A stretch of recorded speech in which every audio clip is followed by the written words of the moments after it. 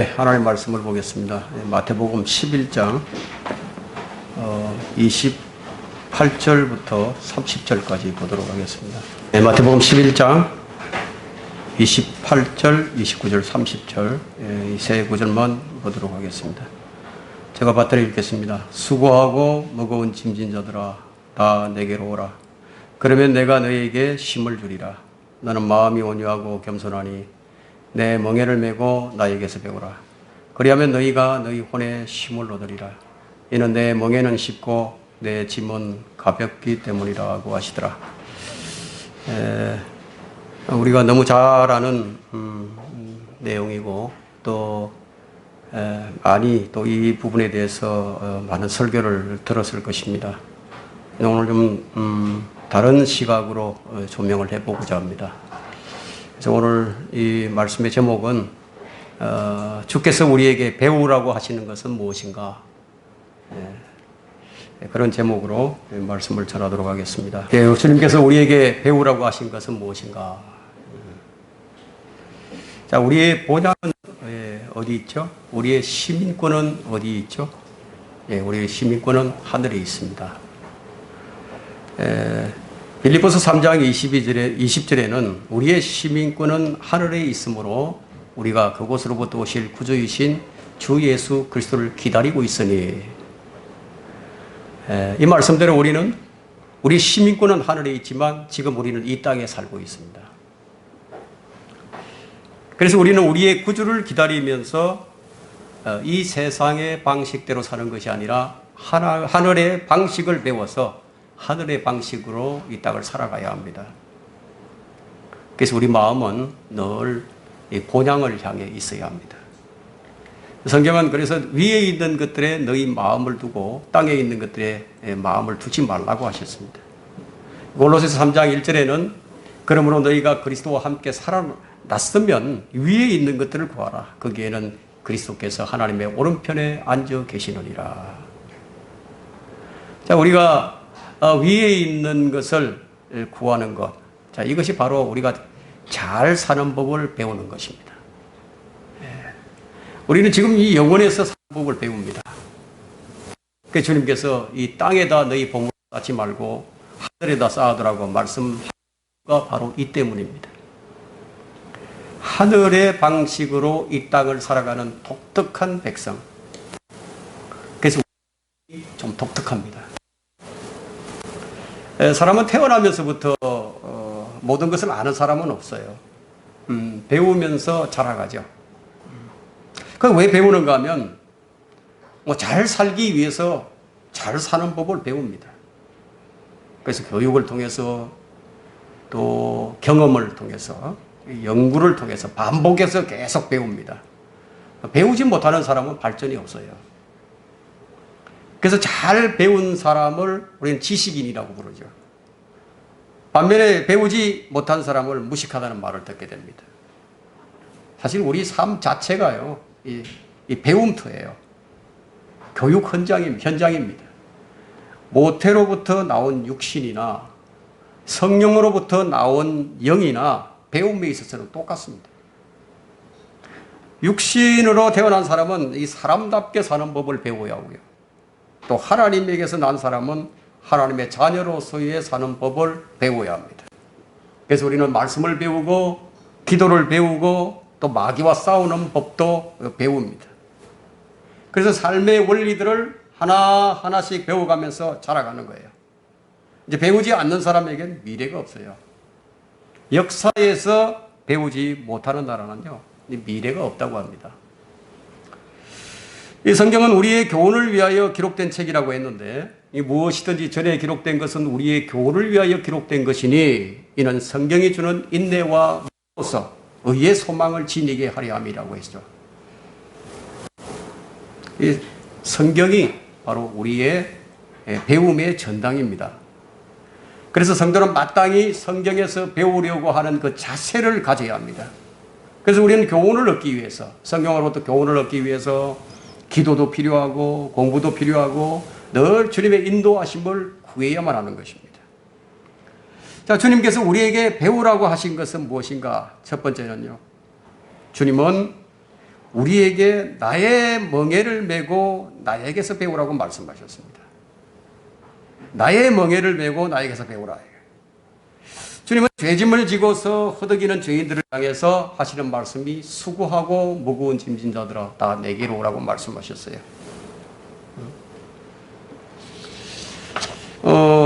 또 이제 주님을 믿는다고 하면서 주님의 짐을 지지 않으려고 하는 자들, 주님을 믿는다고 하면서 주님의 짐을 안 지려고 하는 자들에게 나는 마음이 온유하고 겸손하니 내 멍에를 메고 나에게서 배우라고 말씀하십니다.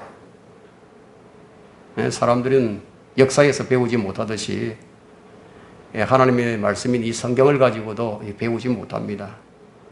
그래서 오늘날의 이 교회들이 이 성경적 실행을 하지 못하고 배교와 타락한 모습을 보여주는 것입니다. 왜 주님께 배우지 못하는가요? 주님의 멍에를 메지 않고 배우려 하기 때문이에요. 여러분, 주님의 멍에가 무엇인가 하면 마태복음 10장 38절과 이제 연결이 되는데요. 또 자기 십자가를 지지 않고 나를 따르는 자도 나에게 합당치 아니하리라. 그 37절에도 보면 아버지나 어머니를 나보다 더 사랑하는 사람은 나에게 합당치 아니하고 아들이나 딸을 나보다 더 사랑하는 사람도 나에게 합당치 아니하며.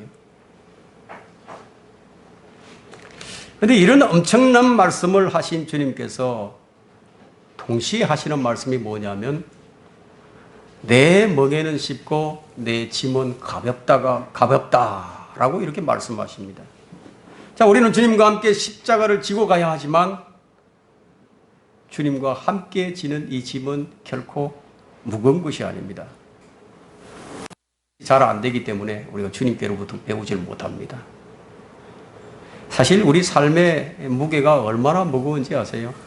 여러분 다 경험하시겠지만 나이가 들어가면서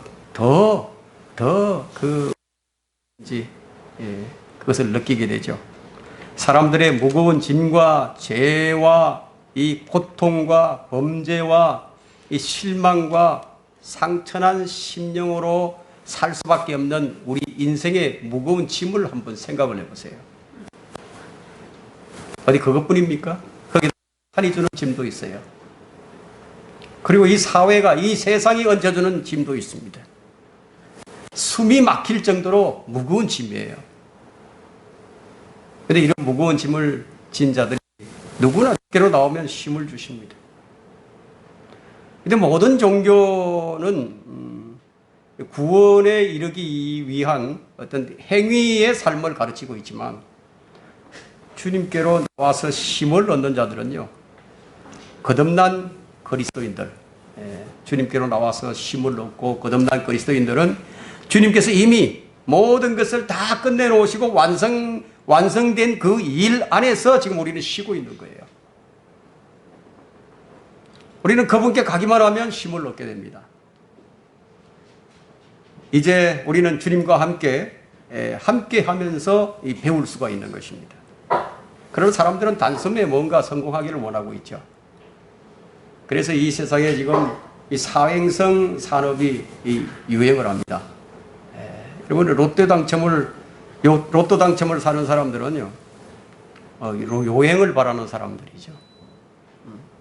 막연하게요, 로또 하나 사놓고 되면 좋고 안 되면 말고. 신앙생활에서도 이런 버릇이 그대로 드러나 버립니다. 다른 길을 가면서 다른 방식으로 얻고자 하는 사람들, 단숨에 무슨 뜨거운 체험으로 어떤 경지에 도달하려고 하는 사람들, 그리고 신비로운 방식으로 비약하려는 그런 사람들이 있죠. 사실 우리에게는 성령의 은사가 중요합니다. 체험도 중요합니다. 그러나 그것은 영적 성장의 결과나 목표가 아니라 배움을 위한 시작이에요. 주님은 내 멍에를 메고 나에게서 배우라고 말씀하셨는데, 우리가 배워야 할 것들이 있다는 얘기죠. 우리가 배워야 할 것이 없다면 주님께서 왜 내 멍에를 메고 나에게서 배우라고 말씀하셨겠습니까? 자, 왜 이런 말씀을 하셨을까? 주님께서 왜 이런 말들을 하셨을까? 이런 생각을 한다는 것 자체는요, 아주 좋은 성경 공부 방법 중에 하나입니다. 이런 생각을 가진 사람들에게 주님께서 계시를 주십니다. 그리고 가르침을 주십니다. 이 교회에 다니지만 영적 지식을 배우지 못한 사람들은 교회가 그 사람에게 진리의 기둥과 터전이 되지 못했거나 아니면 거듭나지 않았거나 아니면 믿음으로 순종하지 않았기 때문이에요. 어떤 사람은 항상 배우는데 정말 열심히 배우는데요. 근데 뭔가 모양은 갖추어지는 것 같은데 속알맹이가 없어요. 말하자면 내적인 변화가 안 일어난다 이거예요. 참 자유를 못 누립니다.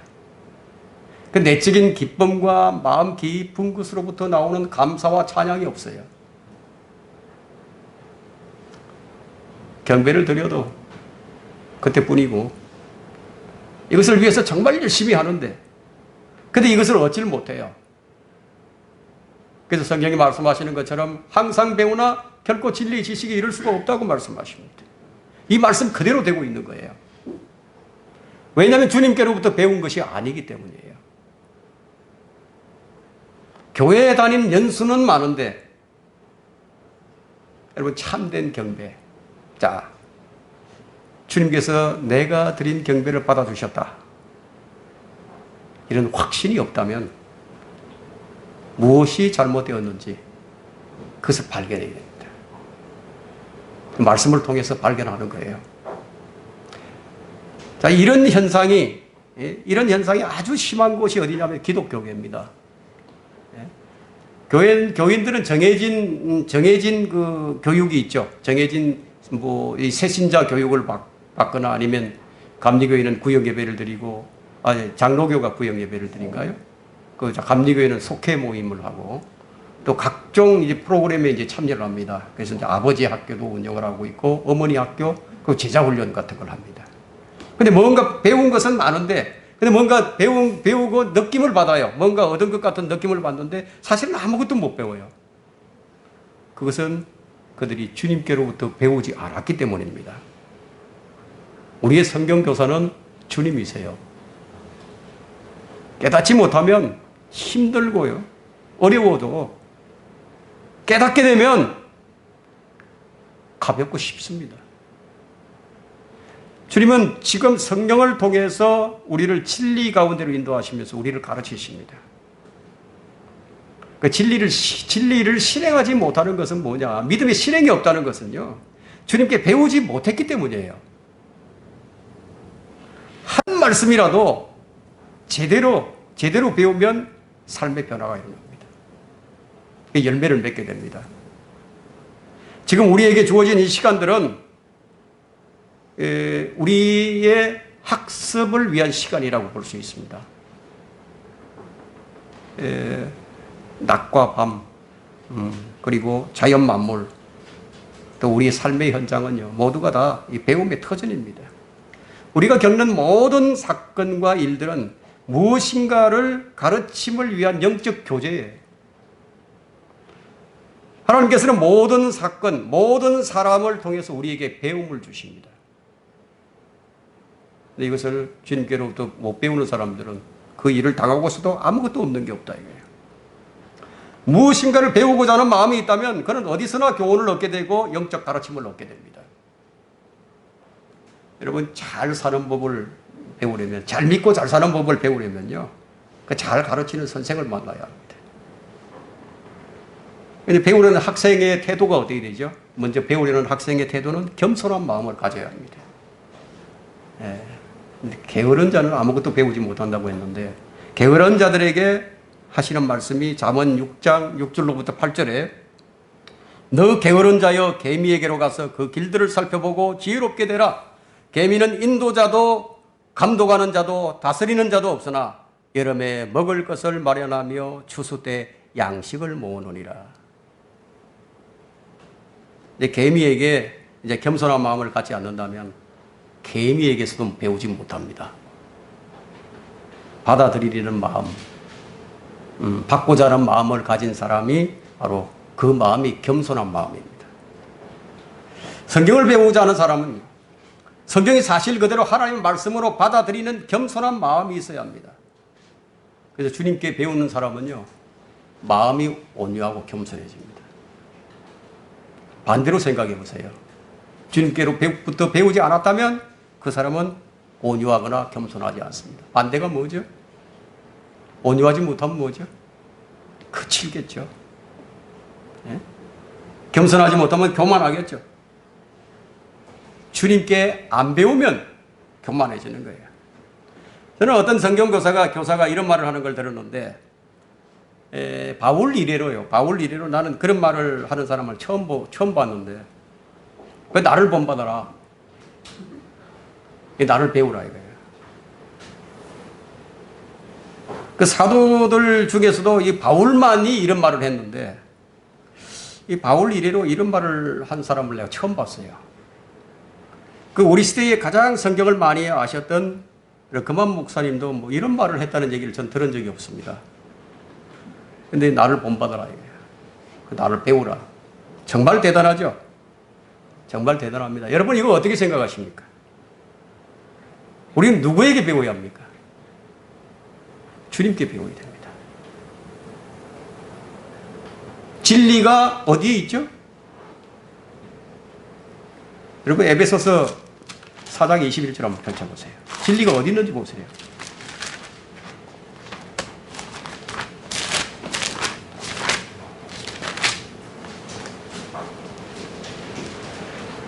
사장 21절에 진리가 예수 안에 있는 바와 같이 과연 너희가 그에게서 듣고 또 그에 의해 배웠을진데, 우리 누구한테 배워야 되죠?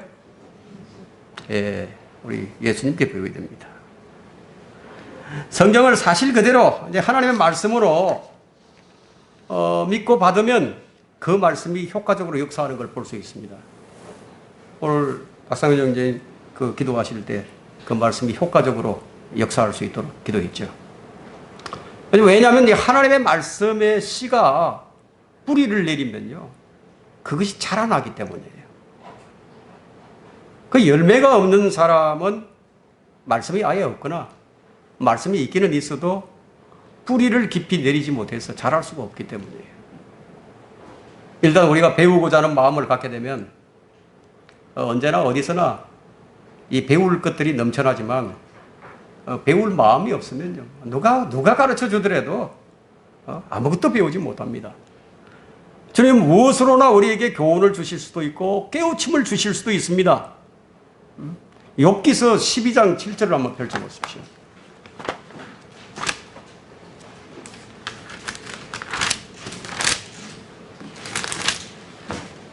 욥기 12장 7절에서 9절을 봅니다. 그러나 이제 짐승들에게 물어보라. 그들이 너를 가르치리라. 공중의 새들에게 물어보라. 그들이 너에게 말해주리라. 아니면 땅에 구하라. 그리하면 그것이 네게 가르쳐주리라. 또 바다의 고기들에게 선포하리라. 9절에 이것들 중 그 어느 것이 주의 손이 이 일을 이루신 줄 알지 못하겠느냐. 배운다는 게 뭡니까? 우리가 뭘 보고 배우는 거예요. 근데 그 배움이 뭘 배워야 한다는 것이죠? 주의 손이 이루신 것을 배워야 하는 거예요. 이걸 모르면 배운 게 아니에요. 우리는 성경을 배우되 주님께 배우는 자들이 되어야 됩니다. 그러면 얻을 것입니다. 나의 멍에를 메고 나에게서 배우라고 말씀하신 주님께서 지각을 안 열어주시겠습니까? 그 말씀을 하신 분께서 겸손한 마음으로 다가서는데 지각을 안 열어주시겠습니까? 주님께서 지각을 열어주실 때까지 제자들은 성경을 알지 못했어요. 깨닫지 못했어요. 그래서 주님께서 배우라고 하셨다면 지각도 열어주실 것입니다. 우리는 이 세상을 살아가면서 돈 버는 법도 배우죠. 공부 잘하는 법도 배웁니다. 아이를 어떻게 키워야 잘 키울까? 행복하려면 어떻게 해야 될까? 이런 걸 다 배웁니다. 이것을 가르쳐주고 배우는 세상이지만 정작 주님께서 배우라고 하신 것들에 대해서는 무관심한 사람들로만 넘쳐나고 있습니다. 주님께서 우리에게 배우라고 하신 것은 무엇인가? 두 번째는 하나님께 인정받도록 진리의 말씀을 올바로 나누어 공부하라고 하셨습니다. 디모데후서 2장 15절 말씀이죠.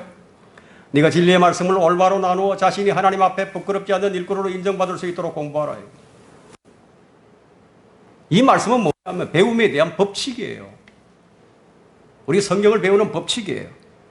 이 법칙대로 하지 않으면 그가 누가 되었든 하나님께 인정받는 일꾼이 될 수 없습니다. 그러면 어떻게 되느냐, 그 사람은. 항상 배우는데 어떻게 되죠? 인정받지 못하는 인정받는 일꾼이 되지 못하면은 성경도 하나님의 능력도 모르고 하나님을 오해해버리는 거예요.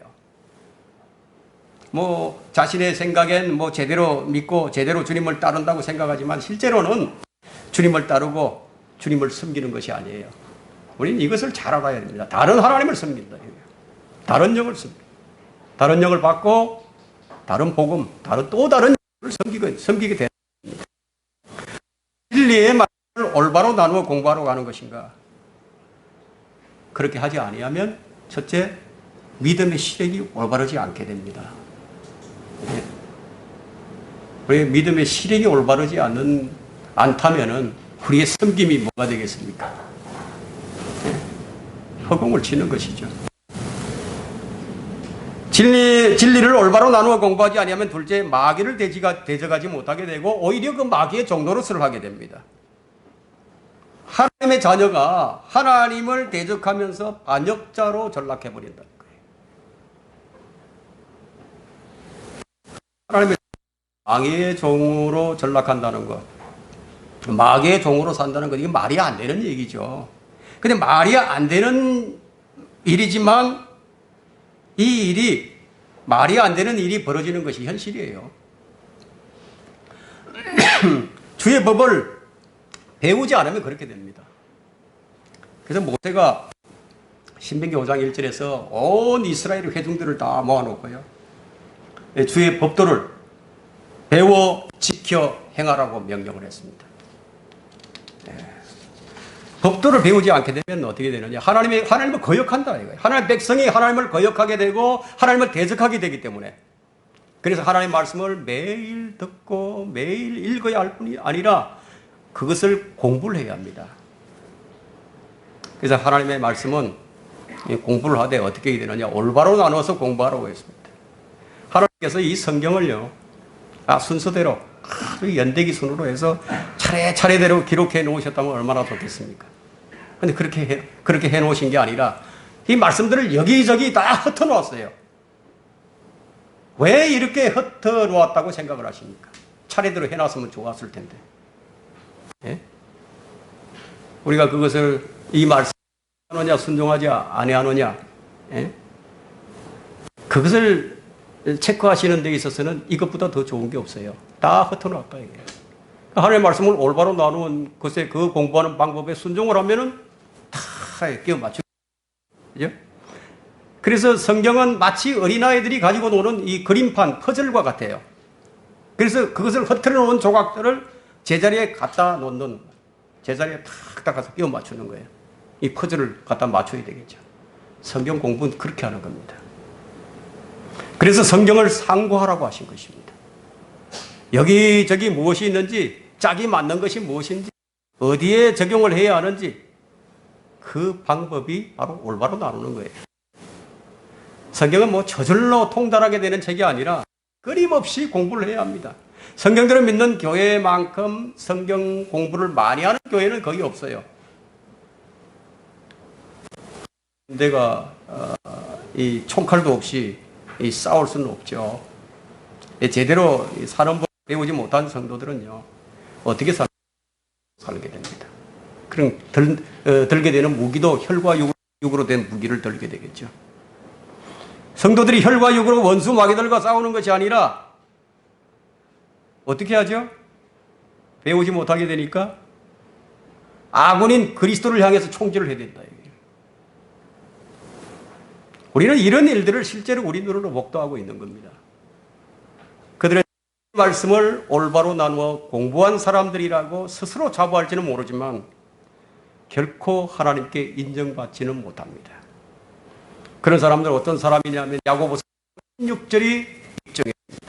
이제 너희가 너희 자만 가운데 기뻐하고 있으니 그러한 기쁨은 모두 악하니라. 그 기쁨이 악하다. 우리는 항상 무엇을 경계해? 자만을 경계해야 합니다. 자만의 틈새는요, 악한 자가 멸망시키려고 기다리고 있는 거예요. 정말 하나님의 말씀을, 진리의 말씀을 올바로 나누어 제대로 공부했다면 결코 아군에게 총질을 하지 않을 겁니다.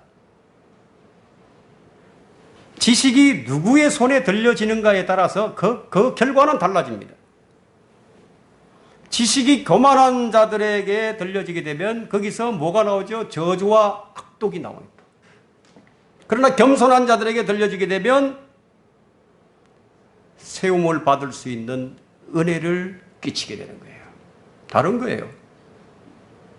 어떤 사람은 지식으로 큰 유익을 얻는 사람이 있는가 하면 어떤 사람은 지식으로 자신의 유익은커녕 다른 사람까지 실족시키는 그런 일들을 합니다. 지식을 잘못 쓰게 되면요, 잘 사는 것이 아니라 망해버리는 거예요. 하나님의 경륜을 배워서 알고 세대적 진리를 안다 하지만 형제 사랑도 모르고 피와 식별도 못한다면 어찌 진리의 말씀을 올바로 나누어서 제대로 공부한 사람이라고 할 수 있겠습니까? 성경은 하나님의 일꾼으로 인정받을 수 있도록 공부를 하라고 했지 인정받지 못하는 사람이 되라고 공부하지는 않았어요.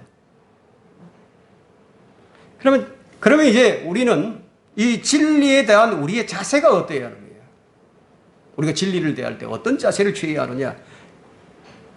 고린도전서 8장 2절을 여러분들이 펼쳐보시게 되면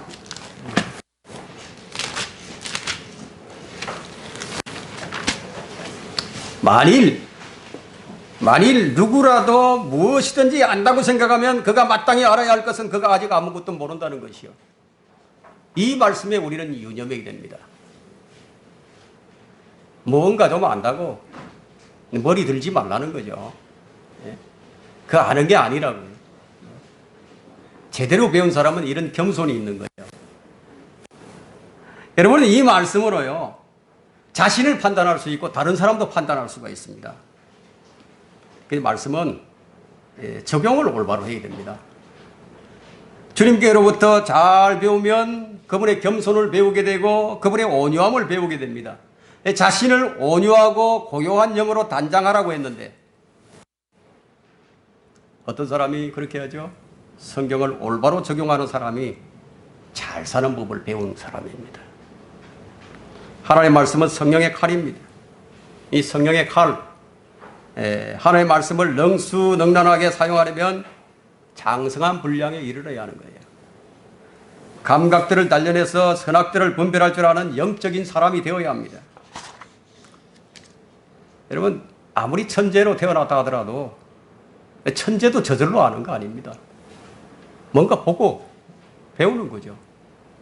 영적으로 마찬가지예요. 열심히 공부하고 믿음으로 순종하는 사람들이 깨우침을 얻고 빠른 성장을 보이는 것입니다.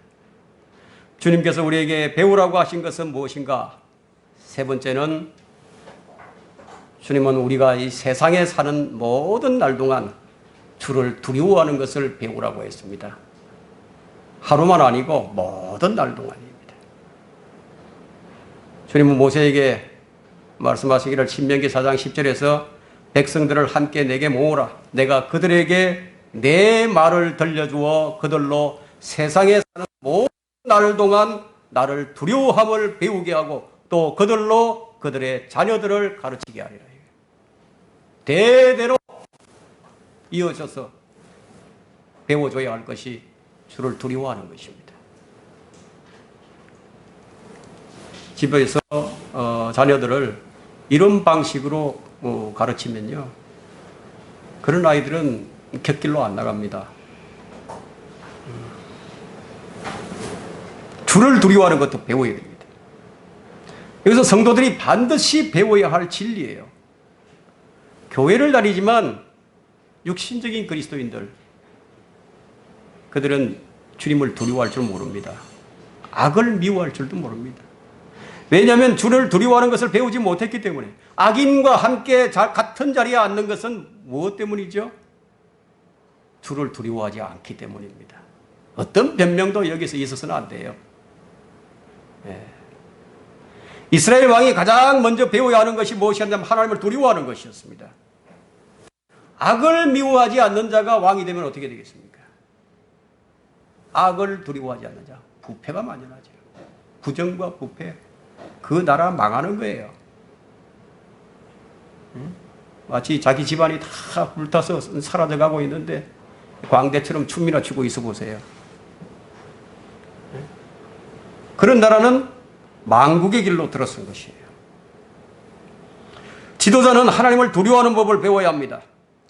그래서 신명기 17장 19절에서 그와 함께 두고 평생 동안 그것을 읽어서 그가 주 그의 하나님을 두려워함을 배우게 하고 이 율법의 모든 말씀들과 이러한 규례들을 지켜 그것들을 행하게 할지니라. 이것을 우리가 배워야 하는 겁니다. 주의 말씀을 통해서 우리가 이것을 배워야 합니다. 아직도 하나님을 두려워하는 법을 배우지 못했다면 그 사람은 아직 기초를 놓지 못한 사람이에요. 기초가 없는 집은 임시요, 임시. 예, 임시로 잠시 거처하려고 지은 집이죠. 기초가 없는 집은 곧 무너져 버립니다. 성경에서 반복적으로 강조하는 한 가지 교훈이 뭐냐면 주님을 두려워하는 것을 배우라는 것입니다. 모세의 마지막 설교를 보게 되면 신명기 31장을 한번 볼까요?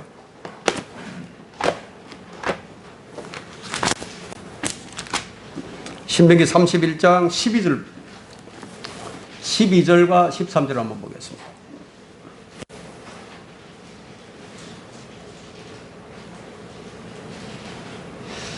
백성을 모으되 남자와 여자와 아이들과 네 성문들 안에 거하는 네 타국인들을 모으라. 그리하여 그들로 듣고 배워서 주 너희 하나님을 두려워하게 하고 이 율법의 모든 말씀들을 지키게 하며 너희가 요단을 건너서 차지할 그 땅에 사는 동안 아무것도 모르는 그들의 자손들로 듣고 주 너희 하나님을 두려워하는 것을 배우게 하라 하더라.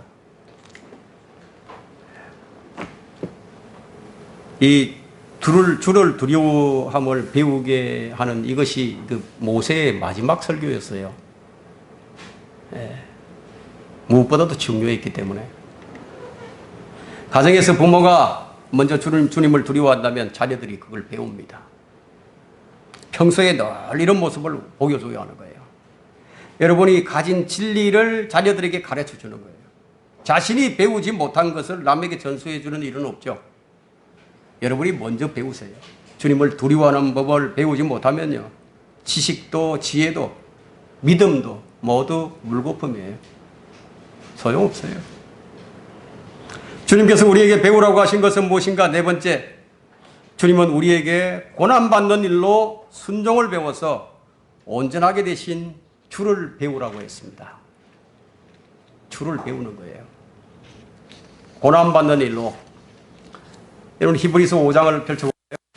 히브리서 5장 8절부터 보겠습니다. 그가 아들이면서도 고난받는 일들로 순종을 배워서 온전하게 되심으로 자기에게 순종하는 모든 사람에게 영원한 구원의 근원이 되셨고 하나님께서는 멜기세덱의 계열에 따른 대제사장으로 칭함을 받았느니라. 주님도 순종을 배우신 거예요. 그분도 배우셨어요. 순종은 타고나는 것이 아니라는 것을 알 수 있죠. 순종은 그냥 주어지는 것도 아니에요. 그 순종은 자기 의지로 하는 거예요. 그래서 주님은 우리에게 자유의지를 주셨잖아요.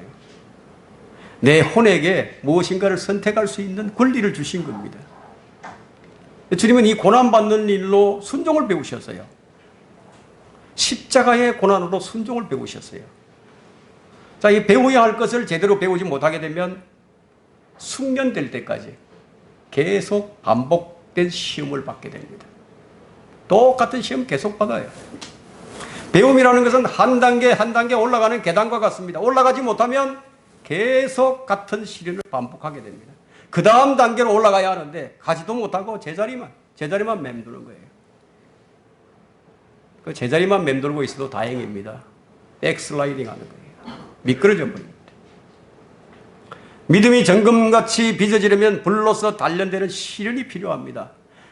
우리에게 고난이 닥쳐오는 것은 바로 이런 것들을 통해서 온전한 사람이 되어서 아무것도 부족함이 없게 하기 위해서 주어지는 것입니다. 고난은 아파요. 고난은 아픕니다. 그래서 그 아픔 때문에 이 고난을 견디지 못하는 사람들이 속출하게 됩니다. 그 아픔이 얼마나 큰지요. 경우에 따라서 사람에 따라서 좀 다르긴 하지만요. 때로는 용광로에 들어갔다 나온 것보다도 더 큰 아픔이 오기도 합니다. 그 시련이 너무너무 또 길어서 견디기가 정말 힘들어요. 주님은 이 고난을 통해서 우리를 그렇게 단련을 시키십니다. 이때 우리는 우리의 의지를 사용하는 거예요. 전적으로 인간이 타락했지만 칼빈의 교리처럼 우리 자유의지마저 타락하지는 않았습니다. 그래서 그 고통이 너무 힘들어서 그 고난의 시험을 포기하고 믿음에서 떠나는 일도 종종 발생하게 됩니다. 그러나 우리에게 닥치는 모든 환난과 시련은 마음에 있는 불순물들을 제거하고 믿음을 정금처럼 단련시키기 위해서 주어지는 것이에요. 그래서 시편 기자는 이 고난을 통한 후에 고백하는 것이 시편 119편 67절에서 내가 고난을 당하기 전에는 내가 길을 잃었으나 이제 그의 말씀을 지키나이다. 고난을 통해서 알게 된 것입니다. 그래서 고난이 우리에게는 유익이에요. 그 고난 때문에 길을 잃지 아니하고 더 길을 붙드는 겁니다. 여러분은 이런 경험이 있을 것입니다.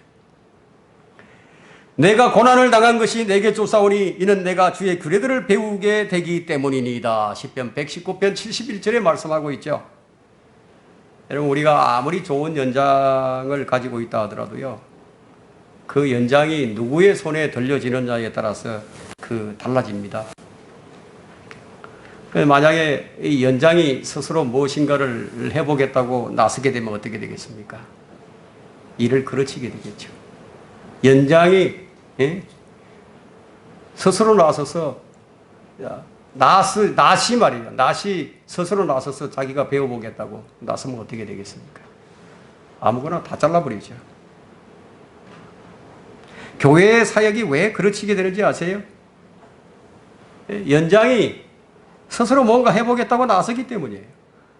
큰 고난의 시련이 닥치면 주님께서 나를 단련하시려고 그러시는구나. 나를 들어 쓰시려고 그러시는구나. 이렇게 생각하면 틀림없는 거예요. 이 고난을 통해서 매우 많습니다. 그러나 그 중에 가장 중요한 진리는 나 자신을 신뢰하지 아니하고 주님을 신뢰하게 하기 위해서 주어지는 것입니다. 사도 바울은 고난을 수없이 당했지만 자신이 죽도록 고생했던 그 얘기를 하는 대신에 자신이 고난을 통해서 뭔가를 배웠다는 얘기를 합니다. 형제들아 아시아에 닥쳤던 고난을 너희가 모르기를 원치 아니하노니 이는 우리가 받은 극심한 압박으로 인하여 견딜 힘을 잃어 심지어는 삶의 절망에까지 이른 것이라. 우리는 우리 자신 속에 사형 선고를 받았으니 이는 우리로 우리 자신을 신뢰하지 아니하고 죽은 자들을 살리시는 하나님만을 신뢰하게 하려 함이니라. 이것을 알면 고난이 오히려 기쁨이 되겠죠. 삶의 절망에까지 이른 고난. 지금 현재 우리의 고난은요, 이 바울과 같은 지경에까지 이르지는 않았을 것입니다. 우리가 당하는 고난이 어떤 고난이든지 간에 그 고난이 내게 유익이 되게 해야 한다. 이는 너희 믿음의 시련이 인내를 만들어내는 줄 너희가 알미니라. 야고보서 1장 3절에 말씀하시고 있는데 고난은 믿음의 시험이에요. 믿음을 시험해 보기 위해서 주어지는 겁니다. 이것을 아는 사람은 인내를 이루게 될 것입니다. 나의 잘못으로 인하여 당하는 고난들도 있지만 전혀 그렇지 않은 경우도 있어요. 우리는 나로 인해서 당하는 고난은 없어야 됩니다. 그건 하지 않아야 됩니다. 그러나 전혀 나의 잘못이 없는데도 주어지는 고난이 있다 이거예요. 그래서 우리가 고난을 당할 때 시험을 당한다고 무조건 내가 좀 혹시 잘못했나, 내가 육신적이구나, 뭐 이렇게 생각하지 않아야 합니다. 그렇지 않은 경우도 많이 있기 때문에. 어떤 세속적인 욕심 때문이 아니라 일시적인 어리석음 때문에 악한 자의 미혹에 넘어가 버린 탓도 아니에요. 육신의 정욕에 이끌린 것도 아니에요. 전혀 뜻밖의 아주 불가항력적으로 도저히 나의 능력으로는 어떻게 해볼, 손을 써볼 겨를도 없이 이런 어떤 시련에 봉착하게 되었다면 여러분은 어떻게 말해야 하는 거예요? 이렇게 말할 수 있어야 한다는 거예요. 내 믿음을 시험해 보기 위해서 주어진 것이구나. 그래서 성경은 끝까지 인내로서 견뎌내며 믿음을 지키라고 얘기합니다. 고난은 나의 믿음을 증명해 볼 수 있는 절호의 찬스예요. 이래서 야고보 기자는 1장 2절에서 이렇게 말합니다. 나의 형제들아, 너희가 여러 가지 시험에 빠질 때면 그것을 모두 기쁨으로 여기라 해요. 어떻게 이럴 수가 있죠? 그 고난 중에서 어떻게 기뻐할 수 있죠? 바로 이런 것을 알기 때문이에요. 이런 믿음이 있기 때문에. 이렇게 해서 믿음의 시련이 인내를 만들어내는 것입니다. 여러분이 고난에 처해 있을 때 여러분이 그 이유를 알지 못해도요, 하나님께서는 다 알고 계십니다. 걱정할 필요 없어요. 주님이 다 알고 계시니까. 그러니까 모든 것을 하나님께 맡겨드리고 여러분은 어떻게 인내로서 견뎌내기만 하면 된다 이거예요. 여러분 포기하지 않아야 됩니다. 우리가 포기하는 것은 가장 나쁜 거예요. 주님께서 여러분에게 기대하는 것이 무엇이겠습니까? 여러분의 믿음에서 기대하는 것이 무엇이겠습니까? 인내를 만들어내는 거예요. 주님은 인내로서 내 앞에 놓여있는 이 경주를 열심히 달려가고 있는 이 모습을 보고 싶어 하는 거예요. 그걸 보기 원하십니다. 주님은 우리가 알고 있는 그 이상의 훨씬 더 많은 일들을 우리를 위해서 수행하고 계신다는 것을 여러분 아십니까? 보이지 않지만 우리 하고 계시는 거예요. 우리는 이것을 감지할 줄 알아야 됩니다. 주님이 나를 위해 어떤 일을 수행하고 계시는지를 여러분들이 그동안 살아온 일들을 쭉 생각을 해보신다면, 그래, 주님께서 이런 일들을 해주셨구나 안다 이거예요. 어떻게 여러분들이 그 시련을 이겨내고 이 자리에 있는지를 한번 생각해 보세요. 그분이 일을 하셨기 때문입니다. 여러분들은 인내로서 그것을 이겨냈을 것입니다. 그것이 바로 주님께서 여러분 안에서 만들어내신 그 인내였습니다. 내가 만든 것이 아니었고 주님께서 만들어 주신 것이에요. 우리 그리스도인들이 그런 주님과 함께 있기 때문에 우리 힘든 인생의 길을 인내하면서 지금도 믿음으로 걸어가고 있는 것이에요.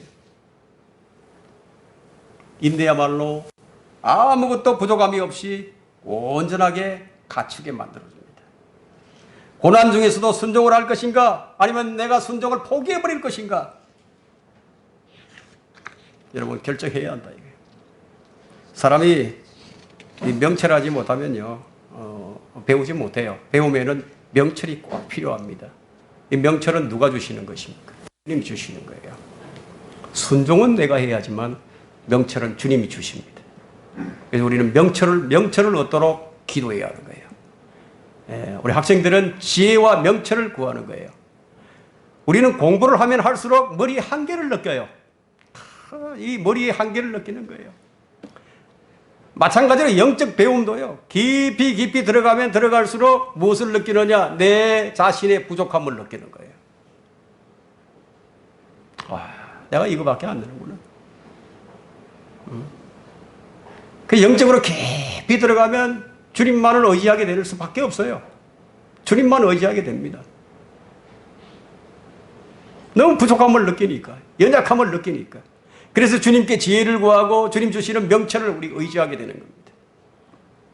명철이란 주의 뜻을 아는 마음이에요. 지식이 정보라고 한다면 지혜는 지식을 활용할 줄 아는 능력이에요. 그러나 명철은 주님과의 관계성 속에서 주님을 배우는 능력입니다. 시편 119편 73절에는 주의 손이 나를 만드셨고 나의 형태를 이루셨으니 내게 명철을 주소서, 그리하시면 내가 주의 계명들을 배우리이다. 여러분 누가 만드셨습니까? 여러분이 그런 형태를 갖게 하신 분이 누구십니까? 영적인 진리는요, 결코 인간의 지혜로 배우는 것이 아니에요. 주를 알기 위해서 우리는 명철 얻기를 구해야 합니다. 아무리 좋은 것도 사용하지 않으면 나중에 작동이 안 돼요. 여러분 자동차를 그냥 세워두고 몇 개월 세워두고 보세요. 그 다음 시동 안 걸려요. 작동 안 돼요. 순종은 마치 기름을 치는 것과도 같습니다. 이제 디도서 3장 14절에는 또한 우리에게 속한 사람들도 필요한 것들을 위해서 선한 일에 질려가는 법을 배우게 하라. 이는 그들로 열매 없는 자가 되지 않게 하려 함이라. 배움의 목적이 무엇입니까? 여러분, 배움의 목적이 뭐예요? 잘 살기 위해서예요. 잘 살기 위해서예요. 그리스도인이 가장 잘 사는 것이 무엇이에요? 그리스도인이 가장 잘 사는 법, 주님과 동행하는 겁니다. 에녹은 주님과 동행하다가 들림을 받았어요. 자, 우리가 가장 잘 사는 것은 주님과 함께 동행하다가 들림 받는 거예요. 물질 만능의 시대에 돈 버는 법을 잘 배우는 자가 이 땅에서 잘 삽니다. 그리스도인들은 돈을 버는 방법도 중요하지만 돈을 주님의 뜻대로 사용하는 법을 배워야 합니다. 그래서 히브리서 13장 16절에는 또한 선을 행함과 함께 나누는 것을 잊지 말자. 하나님께서는 그러한 재물들을 매우 기뻐하시는 거니라. 하나님께서 그리스도인들에게 주신 재물을 모든 선한 일을 위해 주시는 필요들입니다. 우리는 성경을 통해서 성경을 통해 배움에 필요한 것들을 배우고 또 실행을 해야 하는 겁니다. 여러분들은 부모를 공경하는 것도 배워야 합니다. 부모를 공경해야 합니다. 디모데전서 5장 4절에는 만일 어떤 과부에게 자녀나 자손들이 있거든 그들로 먼저 집에서 효를 행하여 자기 부모에게 보답하는 배우고 이는 하나님께서 선하고 기뻐하실 만한 것이니라. 이 말씀에 순종하는 법을 배운다면 그 사람은 땅에서 잘되고 장수를 합니다. 이것이 주의 약속이에요. 성경은 역사서임과 동시에 예언서예요. 예언이란 하나님의 사람들이 성령으로 감동을 받아 말한 것인데 예언이란 미리 기록된 역사예요. 예수의 영, 예언의 영이라고 했는데 주님께서 무화과 나무의 한 비유를 배우라고 말씀하셨습니다. 그 가지가 유연해지고 잎이 나오면 여름이 가까워 너희가 아나니라고 말씀하셨는데 우리는 매우 주의 깊게 주님이 말씀하신 바 앞으로 올 일들에 대해서 배우고 깨닫고 있어야 합니다. 그래야 흔들리지 않아요. 그렇지 않으면 우리는 부끄러운 일꾼이 되고 말 것입니다. 배움에 있어서 가장 중요한 것은 그 말씀의 의미를 아는 거예요. 이게 무슨 말씀인지 그 의미를 알아야 돼요. 의도하신 바가 무엇인지 그것을 알아야 한다. 말하자면 본질을 배우라는 것이에요. 율법의 정신은요, 형식보다 중요한 것입니다. 너희는 가서 나는 자비를 원하고 희생제를 원치 아니하느니라는 말씀의 의미를 배우라고 했죠. 나는 의인을 부르러 온 것이 아니요 죄인들을 불러 회개에 이르게 하노라. 이것을 깨닫지 못한 사람들이 누구입니까? 바리새인들이죠. 바리새인들은 이것을 깨닫지 못했습니다. 주님께서 바리새인들을 향해서 자주 인용하셨던 말씀인데 본질은 형식보다 중요합니다. 바리새인들이 이 진리를 배우지 못한 채 형식을 본질보다 더 중시했습니다. 그렇다고 해서 우리는 형식을 결코 외면하지 않습니다. 마태복음 23장 23절에 위선자인 서기관들과 바리새인들아 너희에게 화 있으리라. 이는 너희가 박하와 아니스와 크민의 11조를 바치면서 율법과 공의와 자비와 믿음에 더 중요한 것을 빠뜨렸기 때문이라. 너희는 이것들도 마땅히 해가고 저것들도 저버리지 말아야 할지니라. 경건의 보양과 경건의 능력은 같이 가져가는 거예요.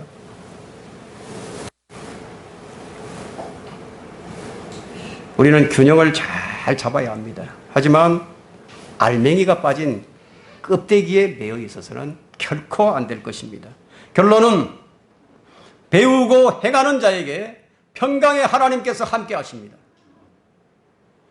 사도 바울은 너희는 또한 나에게서 배우고 듣고 배우고 받고 듣고 본 이런 일을 행하라. 그리하면 평강의 하나님께서 너희와 함께 계시리라 하고 빌립보서 4장 9절에 말씀하셨죠.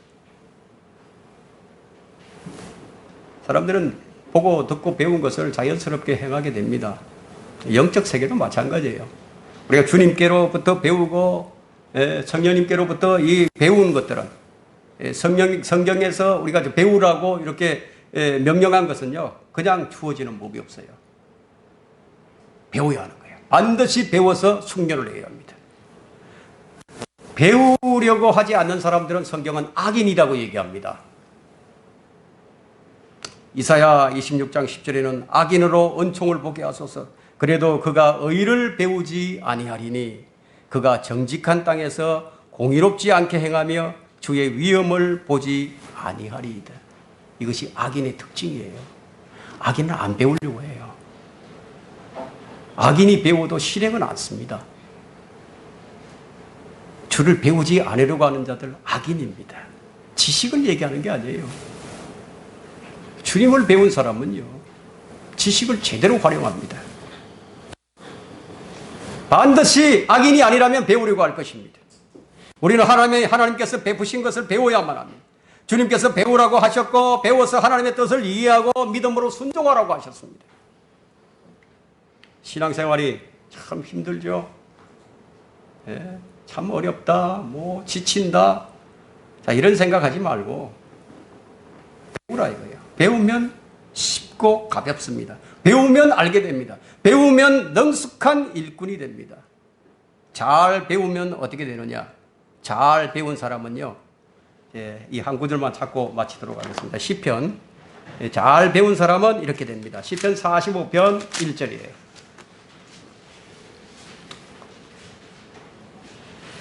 자, 내 마음이 좋은 일을 싫어 없나니 내가 왕을 위하여 쓴 것들을 말하리라. 내 혀는 능숙한 작가의 펜이니라. 여기 왕이 누굽니까? 왕이 상징하는 것이 예수 그리스도예요.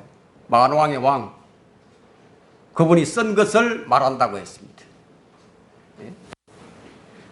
능숙한 작가의 펜. 이건 배움으로서만 가능합니다. 그리스도의 군사는 전쟁에 능숙한 사람들이죠.